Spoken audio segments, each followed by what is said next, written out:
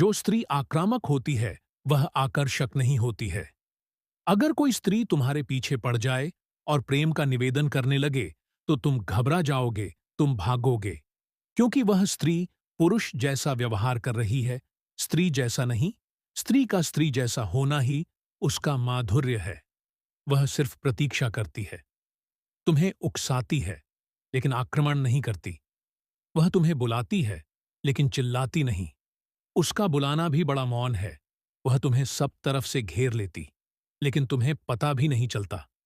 उसकी जंजीरें बहुत सूक्ष्म हैं, वे दिखाई भी नहीं पड़ती।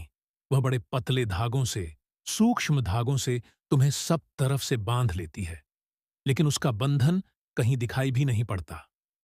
स्त्री अपने को नीचे रखती है। लोग गलत सोचते हैं कि पुरुषों ने स्त्रियों को दासी बना लिया।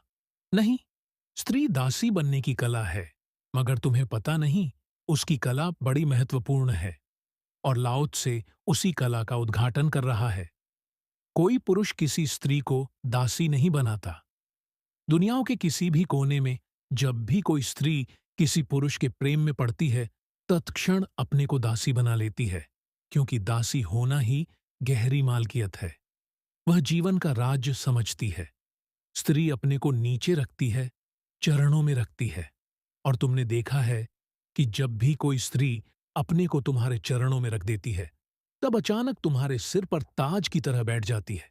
रखती चरणों में है, पहुंच जाती है बहुत गहरे, बहुत ऊपर। तुम 24 घंटे उसी का चिंतन करने लगते हो। छोड़ देती है अपने को तुम्हारे चरणों में, तुम्हारी छाया बन जाती है। और तुम्हें पता भी नहीं चलता कि छाया तुम्हें चलाने लगती है। छाया के इशारे से तुम चलने लगते हो। स्त्री कभी यह भी नहीं कहती सीधा कि यह करो, लेकिन वह जो चाहती है करवा लेती है। वह कभी नहीं कहती कि यह ऐसा ही हो, लेकिन वह जैसा चाहती है वैसा करवा लेती है। लाओ त्से यह कह रहा है कि उसकी शक्ति बड़ी है। और उसकी शक्ति क्या है? क्योंकि वह दासी है। शक्ति उसकी यह है कि वह छाया हो गई है। बड़े से बड़े शक्तिशाली पुरुष स्त्री के प्रेम में पड़ जाते हैं और एकदम अशक्त हो जाते हैं, और अनजाने में ही बड्डी सहजता से उतर जाते हो उसके प्रेम में।